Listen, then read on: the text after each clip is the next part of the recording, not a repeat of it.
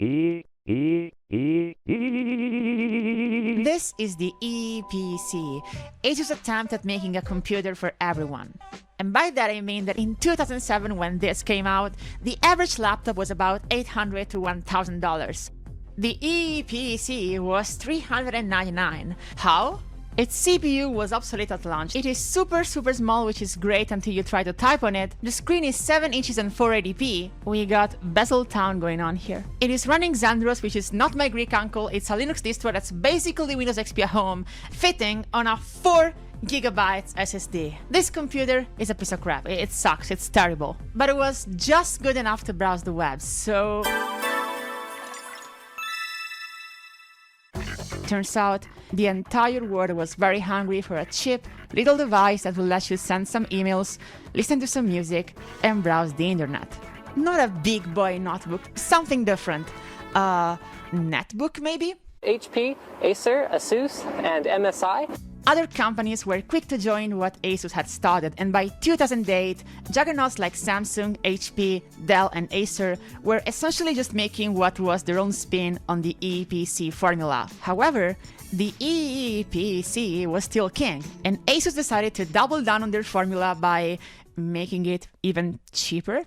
Wait, what? So how do you take a laptop that was already designed to be as cheap as possible and make it even cheaper? Well, the answer is you go at it with a sledgehammer. The weirdly named Eee Box was just an Eee PC without a battery or a screen or a keyboard.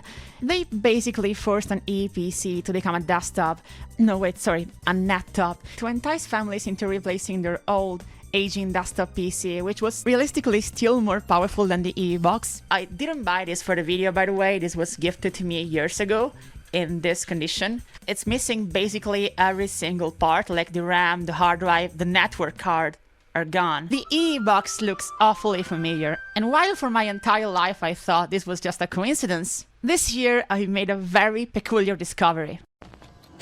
During Computex 2008 in Taipei, Asus announced the Eee Stick, which, yeah, it's basically a Wii Remote for the Eee Box. Now, it's very easy to find an Eee Box if you really want it, but why would you? However, it is almost impossible to find an Eee Stick, to the point where if you try to find any videos of like real human beings using an Eee Stick, you're only going to find videos shot at Computex, so like the Asus booth, or this very weird promo video with like a Tom Cruise lookalike, but maybe I'm wrong, maybe it's just Bobby with that tool. The point is, you can't really find any concrete evidence of the Eee Stick actually being in real users' hands. You can find drivers for the Eee Stick on the Asus website, and we know that at some point they stopped making it. However, you can't find a single user review about it.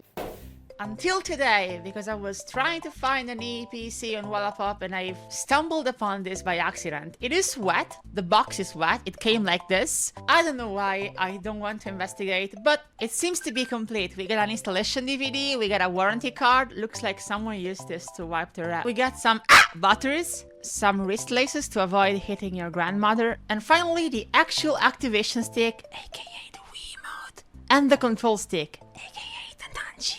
Neither of these are Bluetooth, so you have to use this super generic Asus dongle. This is how the Wii Remote and the nunchuk look like. They are basically both battery power clones of the nunchuck with slightly different button layouts, and yes, the batteries in the box still worked. The previous owner probably used this for like 5 minutes and then put everything back in the box. So let me show you how this works with the help of my eePC 701 here running Xandros Linux. This doesn't have any drivers installed, it's just Linux, okay? It's whatever came with the system. I'm going to plug the Eee Stick dongle right here, and as you can see now, when I connect the actual control stick to the computer, it's a mouse.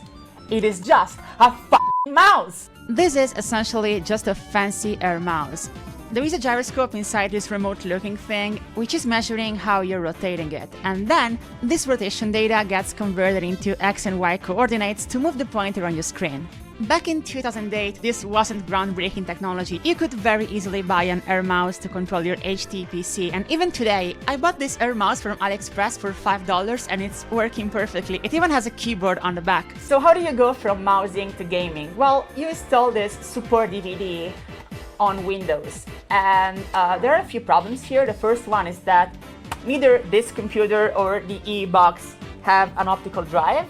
And also, I'm not installing Windows here. That would basically be torture. The support DVD here includes what seems to be the secret sauce for our Krabby Patty, aka some special drivers to make this glorified Air mouse work in motion mode, and some games. Now, I want to give the Eee Stick every fighting chance. So since this DVD is supposed to be installed on a Windows XP machine, I set up this VM here with the help of Theo, with working graphical acceleration, USB pass-through, blackjack and hookers.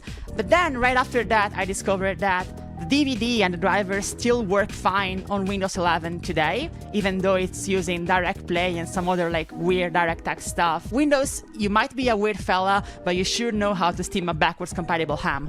The point is, when you plug in the USB stick dongle, like the Eee Stick USB thing, to your computer, you are immediately greeted by this screen, which looks like someone described a Wii menu to someone else over the phone and the line cut off. The very first time you use this, you actually get a tutorial, which is ripping off Mies, and it's full of like broken English, and it's also teaching you how to compensate for the fact that this glorified Air mouse is going to inevitably drift away when you're playing with it. So it tells you to hold the mode button here and just readjust the pointer if that happens.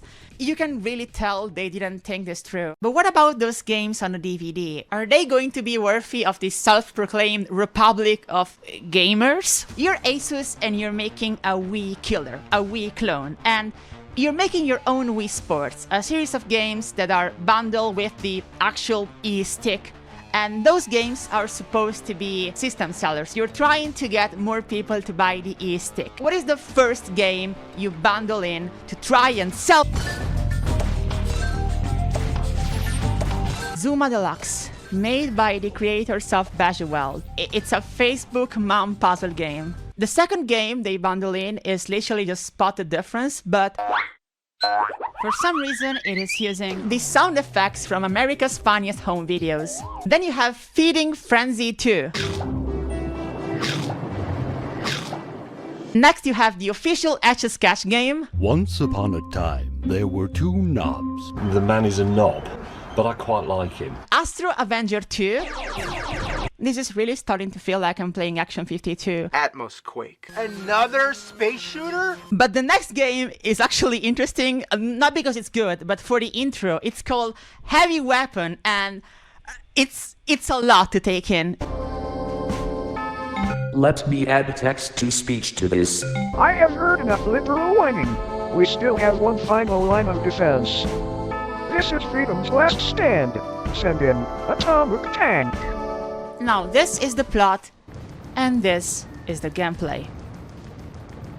Hey guys, can you tell this game was made in the early 2000s? So I've just listed 6 out of 9 games, and you might have noticed that I've not mentioned how you're using the Eee Stick up until now. That's because you're only using it as a mouse. Like, these games do not even try to incorporate the Eee Stick in any way. You're just using it as an Air mouse. The next 3 games, however, are 3D, and they actually try to compete with Wii Sports.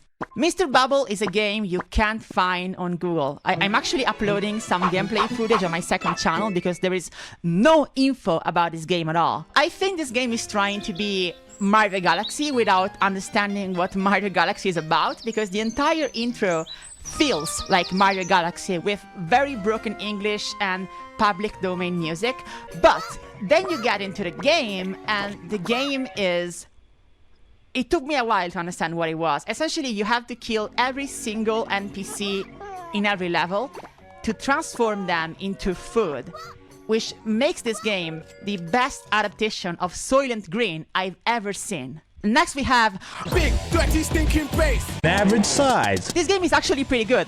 However, it is designed around a specific fishing rod controller for the Dreamcast, and The version Asus is giving you is the PC port, which works with the keyboard. So what they did is, again, try to bind the Eee Stick to keyboard keys, and it doesn't work. This game is actually pretty good though, like Sega can make fishing feel exciting.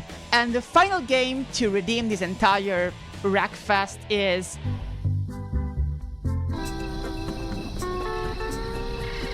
so my personal ranking for this entire game collection is I would much rather play Wii Sports out of 10. But what if I told you you could actually, in theory, play Wii Sports on your Eee Stick? Well, the Eee Stick application actually lets you add any game you want and configure the Eee Stick to either emulate an Xbox controller or keyboard and mouse inputs. And in theory, this should work great with Dolphin. Like, I should be able to just play Wii Sports emulating the motion features of the Wii Remote.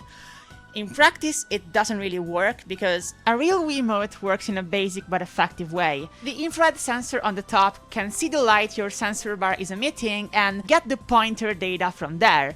And then, separately, there is an accelerometer which is detecting shaking and rotation, just like the one in your smartphone. The Wii Motion Plus accessory does add a gyroscope, but that's for extra precision in some games. As far as I can tell, the Eee Stick is trying to stretch its single gyroscope to do all of these three things at once, and it doesn't really work.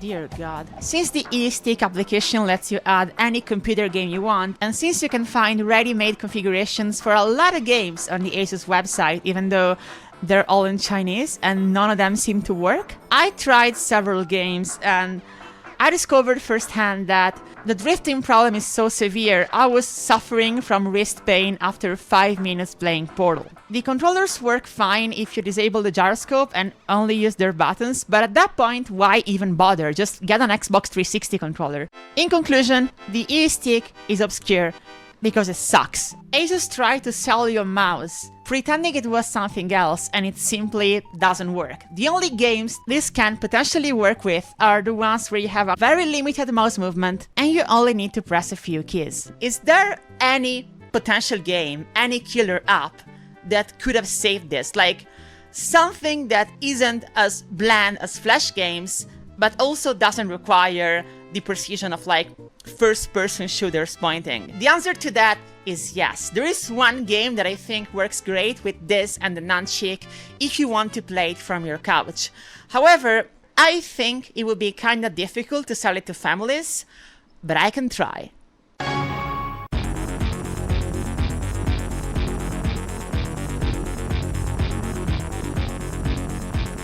Do you like hurting other people? Hotline Miami, now available on Eee Stick.